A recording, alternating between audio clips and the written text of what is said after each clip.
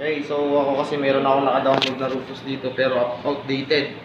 Pero pwede pa naman siya. Nagamit ko siya. Nagkakakitaan ko pa naman. Yan. Okay. So meron ako dito sa folder ko ang different lahat ng OS bukod sa Windows 8. Kasi I hate Windows 8. Meron ako Windows 10, Windows 11, Windows 7, Windows 10 Lite. Yan. Meron ako dating Ubuntu. So, yun. So, hindi na tayo pupunta doon.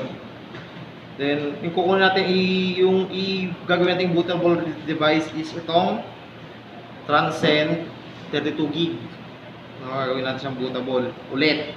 Pero kasi naka-bootable na yan eh. Pag nakita nyo yan na diba yung icon, ibig sabihin, naka-bootable na yan. Then, select. Yun ulit yung parang pinindot ni Sir Allen dati. Gusto ko Windows 11. Yung i-ano ko. Installer. Windows 11 ang gusto ko. Ay, hindi yan. Punta tayo dun sa folder ko ng mga Windows. Windows 11.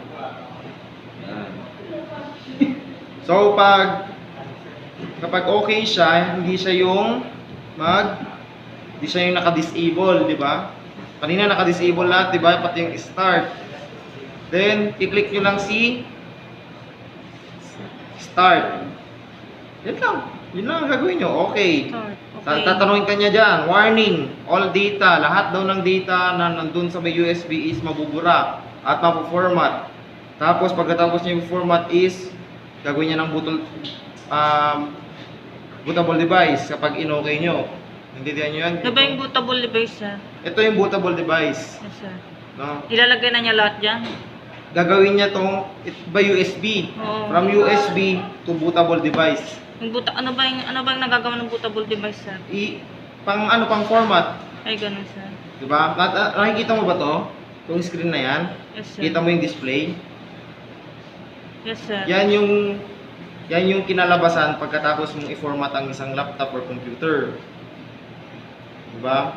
Kung wala yung OS, kung wala yung mga OS, ano makikita mo? Gusto nyo mag-commandos? Gusto nyo alam nyo yung commandos? Gusto nyo mag-ganon? So, sinasabi naman sir, i-convert ka lang. Yan. Di okay. Pagka okay, yan, hintayin nyo lang matapos as lalabas yung lahat na to kulay green. Yan, kita mo, nag-start, lahat na yan kulay green. Tapos, may nakalagay dyan na ready, then finish ata nakalagay dyan. Pagkatapos nun, yung bootable device na ginawa nyo is ready na gamitin para i-format yung kahit anong computer. Ay, ganun, Device. sir. Pero lang. Halimbawa Diba? sa yung sirang computer, pwedeng i-format, For sir. example,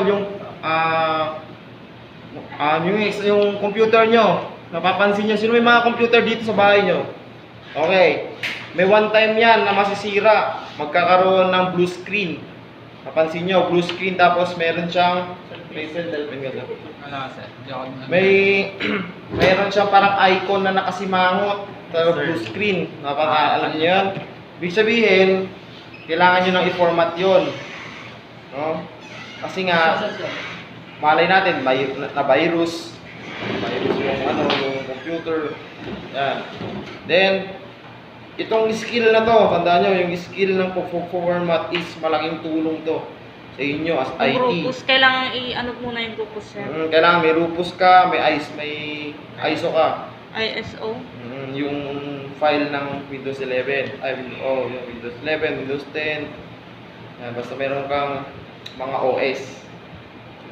OS is mahirap downloadin. No? Mahirap downloadin ng mga OS.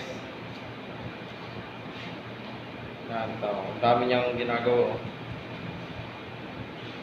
Yan, pag natapos na yan, tapos may naayusan kang